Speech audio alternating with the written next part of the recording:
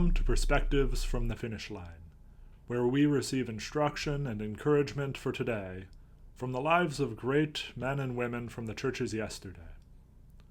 Today, the role of our illustrious pastor, Billy Nye, will be played by myself, humble intern Jackson Brooks. Our focus today is a man who goes by many names. He is called the servant of God's servants for his humility and devotion to caring for the people of God. He is called the father of Christian worship for his inspiration of a musical revolution in the church. He is called the doctor because of his great critical role in forming Christian doctrine. And finally, he is best known as simply the Great for his excellence in all his work for the church. Today, our focus is Gregory the Great, monk, politician, and head pastor of Rome. The men we have talked about so far were buffeted by turmoil. Polycarp faced down Rome at the height of its hostility. Athanasius faced down Arianism at the height of its belligerence. And Patrick faced down unreached people groups at the height of their barbarism. All these men, and many more, did great work in upholding the gospel of Jesus Christ in their day. But as you can probably imagine, they had little time to develop a long-term plan for the church in a time of peace. But after Athanasius, the culture of the Roman Empire began to slowly change. The 5th and 6th centuries were really the centuries in which the church hammered out her identity. Key doctrines like the Trinity and the Incarnation achieved their final forms in those years. The Bible as we know it today was standardized and rapidly distributed, and Orthodox Christianity became the norm rather than the exception, for idol worship and flagrant heresies were now distant memories. At last, the battered church had a moment to breathe and to consider her future. Gregory the Great was a key figure in establishing just such a long-term plan for a church at peace. That's not to say that his days of ministry were easy. Far from it. Gregory began his career as an administrator in the Roman government. In fact, by the time he was 30 years old, he was the chief administrator of all Rome.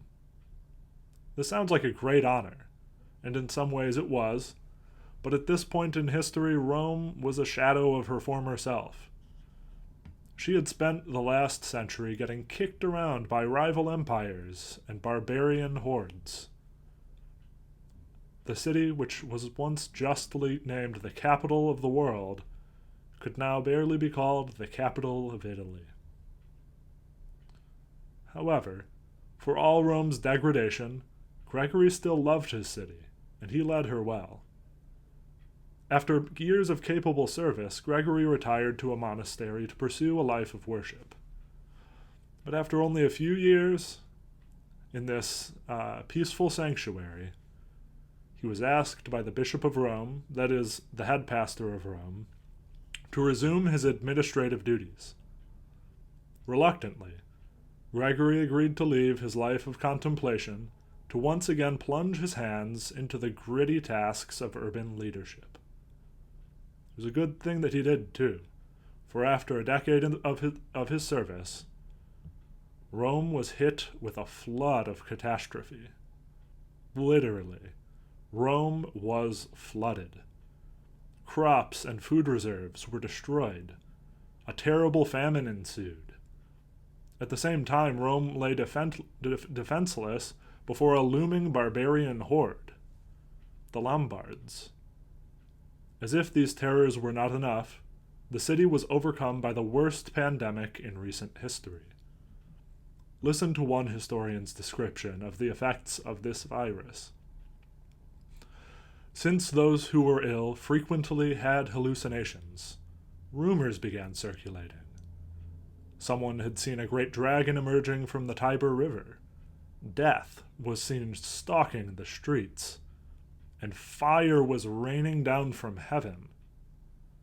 The church in Rome did what they could under the lead of Gregory and the Bishop of Rome. They buried the dead, fed the hungry, tended to the ill, and negotiated a peace with the Lombards. But in the midst of what must have seemed like the end of the world, death struck one more mighty blow.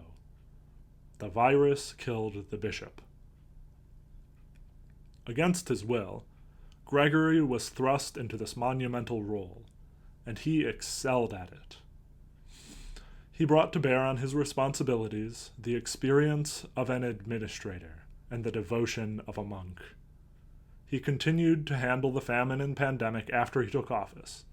When barbarians besieged the city, Roman politicians just sat on their hands. But Gregory secured the safety for his people with his diplomacy and the funds of his church. In addition, Gregory was passionate for the gospel. He is responsible for mobilizing the first large-scale missionary movement to Britain, at that time a hostile pagan island. Beyond his capability and his passion for the gospel, Gregory left his fingerprints on the way we understand the Christian life and Christian leadership. Although even in his own lifetime, he became one of the most influential leaders of the whole world, his constant posture was that of a servant to the servants. Gregory's ministry was never about himself. It was about Jesus, and the men and women Jesus had called him to love. Perhaps most importantly, Gregory modeled and taught the church how to be faithful in the large things and the small things of life. He was faithful in every position God put him in, whether it was as a politician, monk, or pastor. And in his teaching, nowhere does this come through like it did, as it did in his teachings on martyrdom. You see, ever since the days when godly men and women like Polycarp would go to the stake to show their love for Christ, Christians had been scratching their heads trying to figure out how to show that level of devotion in a time of peace. Some men turned to self-denial as the solution.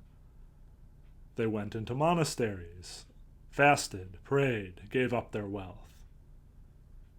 But I love Gregory's way of talking about this difficult subject. He says, "No one is persecuting us to the point of death.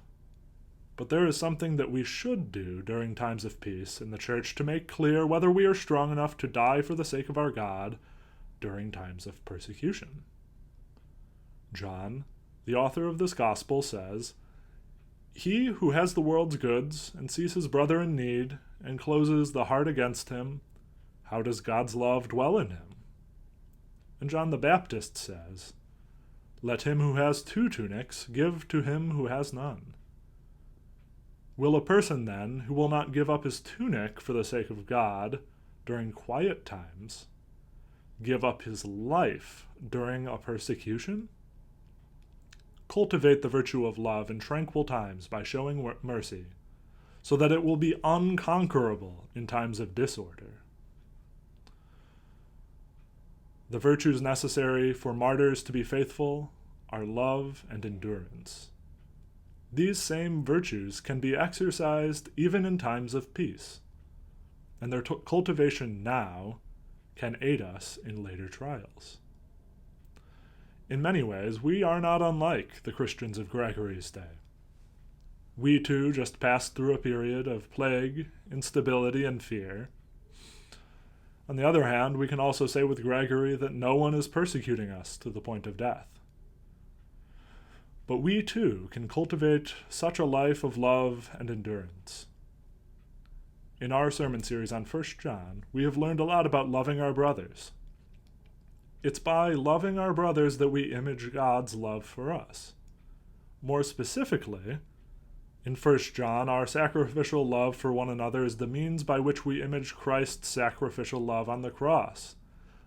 Dare I say, a martyr's love for his Lord at the stake. We are not being persecuted to the point of death. But I know that many of us fear the future. We fear that one day our culture will turn more forcefully on our church. And we anticipate that day a day when our culture will be fully post-Christian. But as we anticipate that day, our greatest assurance of our faithfulness to Christ then is our faithfulness to Christ now in how we love our brothers and sisters. So let me exhort you. Follow in the steps of John the Apostle. Follow in the steps of Gregory the Great.